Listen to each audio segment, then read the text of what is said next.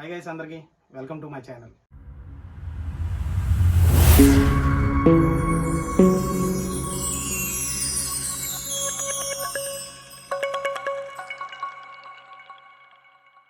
అందరూ ఆల్రెడీ తమిళ చూసే ఉంటారు. ఈరోజు నేను మీతో మాట్లాడబోయే టాపిక్ రీసెంట్గా లాంచ్ అయిన బజాజ్ చేతక్ 3501 3502 ఎలక్ట్రికల్ వెహికల్ గురించి. ఈ వీడియోలో నేను ఈ బండి యొక్క రేంజ్ కోసం కానీ ఈ బండి యొక్క ఫీచర్స్ కోసం కానీ మాట్లాడలేదు.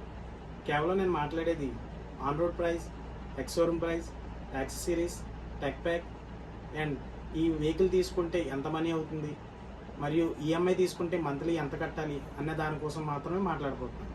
గైస్ అందరికీ ఈ వీడియోలో నేను 3501 3502 ఆన్ రోడ్ ప్రైస్ ఎంత పడుతుంది, యాక్సెసరీస్ ఎంత పడుతుంది, టెక్ ప్యాక్ ఎంత పడుతుంది, ఒకవేళ మన ఈఎంఐ కట్టి బైక్ తీసుకుంటే మనకి మంత్లీ ఈఎంఐ అనేది ఎంత పడుతుంది అనే ఇన్ఫర్మేషన్ కోసం ఈ వీడియో చేస్తున్నాను.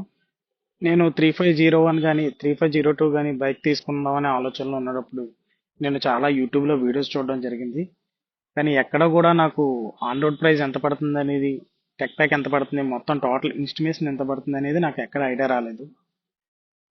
అది స్టేట్ బట్టి జిల్లా బట్టి ఆన్ రోడ్ ప్రైస్ మారుతుందని చెప్పేసి అన్నారు. సో మనమే ఒక వీడియో తీసి పెడితే నాకులాగే తెలియని వాళ్ళకి ఎవరికైనా ఇది యూజ్ అవుతుంది కదా అనే అభిప్రాయంతో ఈ వీడియో చేయడం జరుగుతుంది. ఎప్పుడైతే నాకు నియర్గా ఉన్న షోరూంలోకి ఈ బైక్స్ అనేవి వచ్చాయని తెలియగానే నేను వెంటనే షోరూమ్కి వెళ్ళడం జరిగింది. షోరూమ్కి వెళ్ళి డీలర్ని బండి యొక్క ప్రాపర్ డీటెయిల్స్, ప్రైస్ కనుక్కోవడం జరిగింది. అప్పుడు డీలర్ నాతో చెప్పింది 3501 price 1,44,000 ex showroom price, 22,000 on road price అని చెప్పారు. మొత్తం అంతా క్యాలిక్యులేట్ చేస్తే 1,66,000 అయితే మనకు వచ్చింది. ఎప్పుడైతే డీలర్ నాకు అంత ఎక్కువ ప్రైస్ చెప్పాడో నేను డీలర్ని అడగడం జరిగింది. అన్న, నాకు ఆన్లైన్లో ఎక్స్ షోరూమ్ ప్రైస్ 3501 1,32,000 చూపిస్తుంది, 3502 1,20,000 చూపిస్తుంది. మీరు ఎందుకని ఎక్స్ షోరూమ్ ప్రైస్ కన్నా ఎక్కువ వేస్తున్నారంటే వాళ్ళకి తోచిన ఏదో కారణాలు వాళ్ళు చెప్పడం జరిగింది. మీకు తెలుసు కదా, వాళ్ళు ఏదో సమాధానం చెప్తుంటారు. నేను ఇలా చెప్పగానే మీకు కూడా అనిపించుంటది కదా ఎక్కడన్నా షోరూమ్ అని చెప్పేసి. ఎక్కడో కాదు, మాది ఆంధ్రప్రదేశ్ కాకినాడ జిల్లా. ఆ కాకినాడ జిల్లాలో బజాజ్ చేతక్కి సంబంధించిన ఎగ్జాక్ట్గా 3 షోరూమ్స్ ఉన్నాయి. అందులో మీరు ఇప్పుడు చూస్తున్నది ఒక షోరూమ్, అది కాకినాడ కల్పన సెంటర్ దగ్గర ఉన్న బజాజ్ షోరూమ్. ఇంకొకటి ఈ ఫోటోలో చూపిస్తున్న జగన్నాథపురం మున్సబ్ గారి నగర్ దగ్గర ఇంకోటి బజాజ్ షోరూమ్ ఉంది.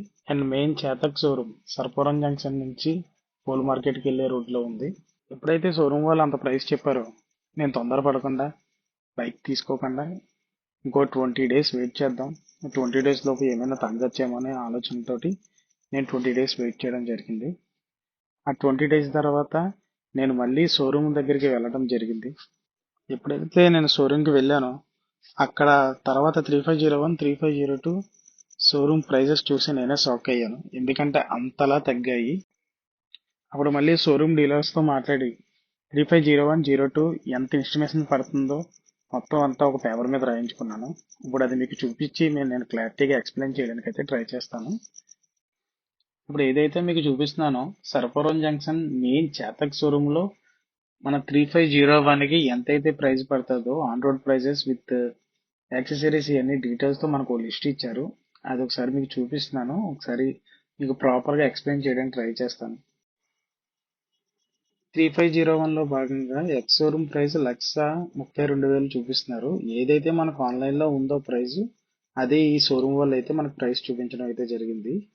నెక్స్ట్ ఇన్సూరెన్స్ 8,370 రూపీస్ అయితే వీళ్ళు ఛార్జ్ చేస్తున్నారు. ఈ ఇన్సూరెన్స్ అనేది మనకి బైక్కి ఏమైనా డ్యామేజ్ అయినా, ఏమైనా యాక్సిడెంట్ అయినా, ఏదైనా సరే వీళ్ళు రీమోడలింగ్ చేసేలా ఇన్సూరెన్స్ అనేది బేసిక్ అందరికీ తెలిసిందే. టిఆర్ పిఆర్ అనేది నెంబర్ ప్లేట్కి సంబంధించింది. అలా హ్యాండ్లింగ్ ఛార్జెస్ ఆర్ఎస్ఏతో కలిపి వీళ్ళు మొత్తం కలిపి 1,48,200 అయితే ఛార్జ్ చేయబోతున్నారు. అవి కాకుండా కింద మీరు చూసుకుంటే బైక్కి సంబంధించి గార్డ్స్ మీరు వేయించుకోవాలంటే, సైడ్ ప్రొటెక్షన్ వేయించుకోవాలంటే 3,000 కట్టాలంటున్నారు. లేడీ ఫుట్ రెస్ట్కి అయితే 2,000 కట్టాలంటున్నారు.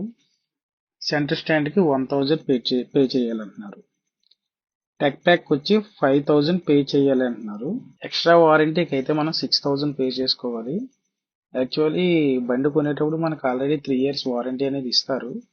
బట్ మీరు ఇంకా తీసుకోవాలి అనుకుంటే 6,000 కట్టి ఎక్స్ట్రా వారంటీ అనేది తీసుకోవచ్చు. ఏదైతే మీకు 1,48,200 ఉందో అది మినహాయించి కింద guards, foot rest, lady foot rest, tech pack ఇవన్నీ అనేవి మీకు ఇష్టమైతే తీసుకోవచ్చు, లేదంటే లేదు. బట్ ఏంటంటే టెక్ ప్యాక్ వేయించుకుంటే మనకి ఫీచర్స్ అనేవి వస్తుంటాయి. నేను దానికోసం కూడా ఒకసారి ఎక్స్ప్లెయిన్ చేయడానికి ట్రై చేస్తాను. మనకైతే ఎక్స్ షోరూమ్ ప్రైస్ 1,32,000 పడుతుంది. ఆన్ రోడ్ ప్రైస్ వచ్చి 16,000 పడుతుంది. ఇది 3501కి. ఇప్పుడు నేను చెప్పబోయేది 3502 గురించి. వీళ్ళైతే ఎక్స్ షోరూమ్ ప్రైస్ వచ్చి 1,24,000 అయితే చెప్తున్నారు. Insurance, TR, PR, handling charges, RSA ఇవన్నీ మీకు ఏదైతే 3501లో చెప్పానో సేమ్ అలా యాస్టీస్ అలాగే ఉన్నాయి. On road price ex showroom price కలిపి 1,40,000 అయితే 3502కి ఛార్జ్ చేయబోతున్నారు. ఇందాకలో ఏదైతే మీకు గాడ్స్, ఫుట్ రెస్ట్ ఇవన్నీ చెప్పానో అవన్నీ సేమ్. బట్ మీరు ప్రాపర్గా చూసేటట్టయితే ఇక్కడ ఒకటి అనేది మనకి తేడా ఉంది. ఇందాకలో 3501కి వచ్చి మనకి ఏదైతే మనకు ఆన్లైన్లో చూపిస్తున్నారో ఆ షోరూమ్ ప్రైస్ అయితే వీళ్ళు ఇస్తున్నారు. బట్ 3502కి వస్తే 1,24,000 చెప్తారు. యాక్చువల్లీ ఉన్నది 1,20,000. దీని గురించి నేను ప్రాపర్గా ముందుకెళ్ళేటప్పుడు విషయం మాట్లాడుతాను. ఇప్పుడు నేను మీకు చూపించింది నేను చేతక్ షోరూమ్ ప్రైజెస్. మిగతా 2 బజాజ్ కూడా ఉన్నాయని చెప్పాను కదా, మొత్తం కాకినాడలో 3 అని చెప్పాను కదా, ఆ 3లో కూడా ఇలాగే సేమ్ ఇలాగే ఉన్నాయి. బట్ ఏంటంటే 3501 సేమ్ గానే ఉన్నాయి.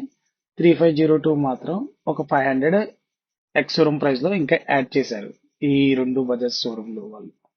సో 500 అయినా మనకి డబ్బే కదా, సో దాన్ని ఎందుకు వేస్ట్ చేయడం అని చెప్పేసి నేను మెయిన్ చేతక్ షోరూమ్ అయిన సరఫరం జంక్షన్కి వెళ్ళి 3502 అయితే పర్చేస్ చేయాలనుకున్నాను.